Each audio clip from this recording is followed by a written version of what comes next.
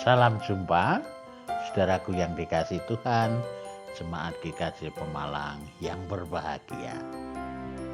Kita kembali di dalam persekutuan doa masa Pentakosta. Saudaraku, hari ke-7. Kita kembali dalam persekutuan doa masa Pentakosta. Kita awali dengan doa. Terpujilah Engkau Tuhan yang mengaruniakan Roh Kudus kepada kami, dan saat mana kekuatan yang membimbing hidup kami boleh kami nyatakan dalam hidup hari lepas hari. Saat ini kami ingin mendengar kuasa yang Kau berikan itu kepada kami melalui firman. Berfirmanlah, kami siap mendengarnya. Amin. Bacaan dari 2 Korintus 3 ayat 1-18 tentang pelayan-pelayan perjanjian yang baru. Kita akan ambil nas yang menjadi pokoknya, yaitu ayat yang ketiga. Karena telah ternyata bahwa kamu adalah surat Kristus yang ditulis oleh pelayanan kami. Ditulis bukan dengan tinta, tetapi dengan roh dari Allah yang hidup. Bukan pada loh-loh batu, melainkan pada loh-loh daging, yaitu di dalam hati manusia. Puji Tuhan. Berbahagialah kita yang mendengarkan firman Tuhan. Saudaraku, hari ini kita diajak Tuhan melalui Paulus dalam pelayanannya di Jemaat Korintus. Hati-hati, ada banyak mata. Demikian renungan kita ini. Istimewa dalam kemajuan teknologi saat ini, yaitu informasi melalui digital.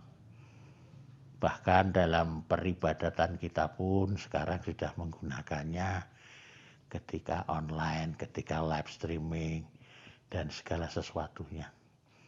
Namun dengan kemajuan ini juga ada efek negatifnya.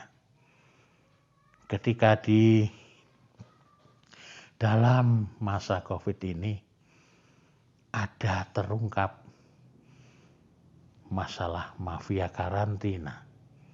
Betapa itu menjadi kekecewaan, kemarahan orang luar negeri, entahkah itu turis yang harus dikarantina dengan perlakuan yang tidak baik. Sehingga ini tidak hanya efek negatif bagi negara kita sampai Presiden pun menyatakan kemarahan. Mafia karantina. Nah, ini kemajuan informasi yang efek negatif. Nila setitik merusak susu sepenggelang.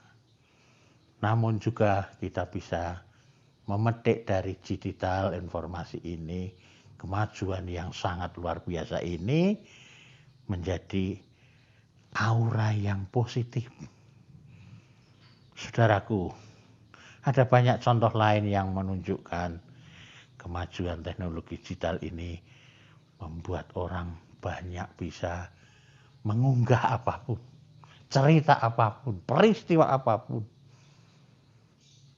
Baik itu konten, baik itu apapun, sekarang mungkin orang banyak melihat YouTuber di dalam media sosial kita. Ada ingin orang sukses apapun melalui hal ini, TikTok, Instagram, dan sebagainya. Namun juga ada orang yang tertipu dengan media ini. Pinjaman online yang terjerat sehingga menjatuhkan ekonomi keluarga. Remaja yang akhirnya terjadinya pelecehan seksual dan sebagainya. Bahkan ada investasi bodong. Nah, oleh sebab itu mari kita hadapi apa yang ada dalam digital informasi ini dengan hati-hati, dan inilah mata yang harus kita pakai. Bagaimana melihat kemajuan ini untuk sisi negatif dan positifnya. Kita sadar banyak mata di sekeliling kita. mata yang bisa dengan tajam dan cepat melihat dan menyebarkan apa yang kita lakukan, terutama hal yang tidak baik. Mata yang kadang juga jahat memperlihatkan hal-hal yang tidak baik terhadap sisi kebaikan kita. Saudaraku, mari kita menyadari akan hal ini.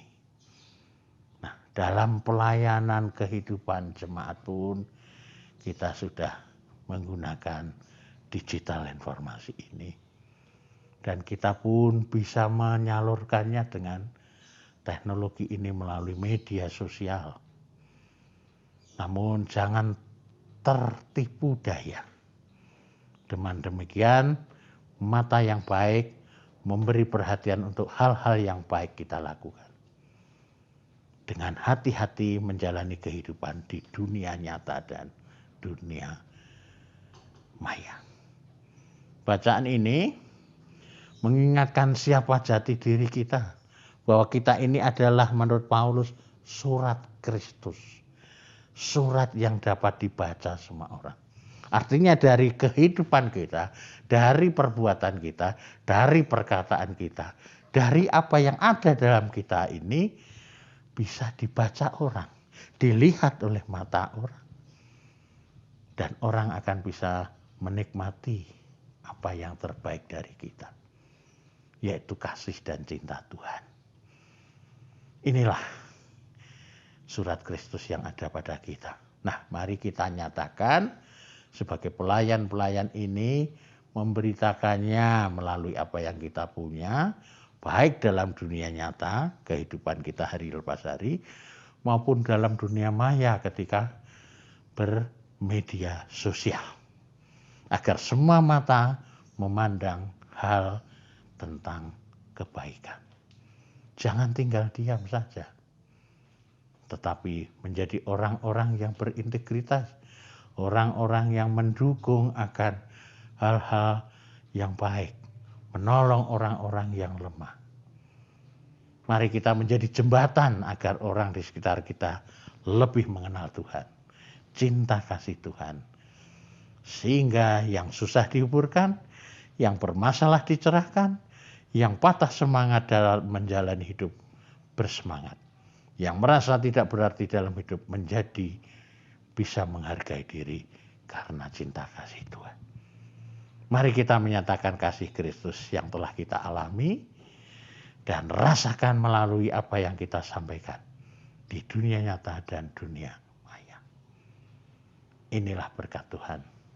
Saudaraku, tidak ada seorang pun yang sempurna. Tidak ada satu keluarga pun yang sempurna. Gereja pun kita tidak sempurna. Namun ketidaksempurnaan itu karena kuasa Tuhan, karena kuasa Roh Kudus yang sudah dinyatakan dalam hidup kita. Kita nyatakan dalam dunia kuasa dan kasih Yesus, kuasa dan Roh Kudus itu membimbing hidup kita.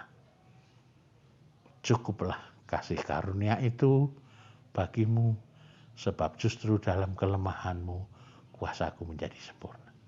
Jadi tidak perlu takut, tidak sempurna, tetapi karena Roh Kudus, karena kita surat Kristus, kita boleh melayani dunia. Pelayan-pelayan yang mengasihi melalui dunia nyata dan dunia maya. Roh Kudus itulah yang menghidupkan setiap hal baik yang sudah kita baca, dengar, dan kita pergumulkan melalui pelayanan-pelayan rohani. Tuhan memberkati Bapak Ibu. Amin. Kita akhiri dalam doa. Sungguh Kristus, kami adalah surat-Mu yang bisa dibaca. Sehingga dengan apa yang kami lakukan, baik secara nyata maupun dalam dunia maya, yaitu dunia media sosial, yang sekarang sudah menjadi kebutuhan hidup kami, yang menemani hidup kami lepas hari, boleh kami nyatakan berkat-Mu, kuasa Roh Kudus-Mu yang mengubah hidup kami, yang penuh dengan kasih, penuh dengan cinta. Sehingga setiap orang membaca kehidupan kami, betapa indah Tuhan, betapa mereka mengenal-Mu, sehingga mereka pun boleh menerima keselamatan.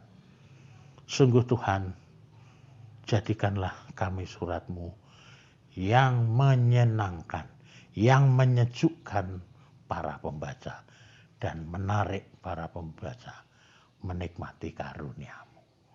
Karunia Roh Kudus yang mengubah hidup dengan penuh cinta kasih.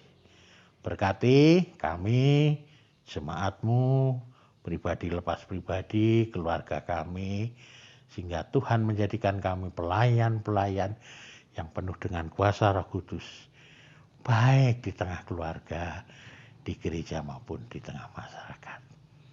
Surat Kristus yang terbaca, baik dalam dunia nyata maupun dunia maya. Kami yakin percaya Tuhan senantiasa menolong kami. Terima kasih Tuhan Yesus. Amin. Terima kasih atas perhatian saudara-saudaraku yang dikasihi Tuhan. Kita mengakhiri persekutuan doa hari ini dengan ucapan syukur. Kembali ke kerjaan, kembali berkarya, kembali di tengah keluarga, melayani Tuhan. Tuhan memberkati.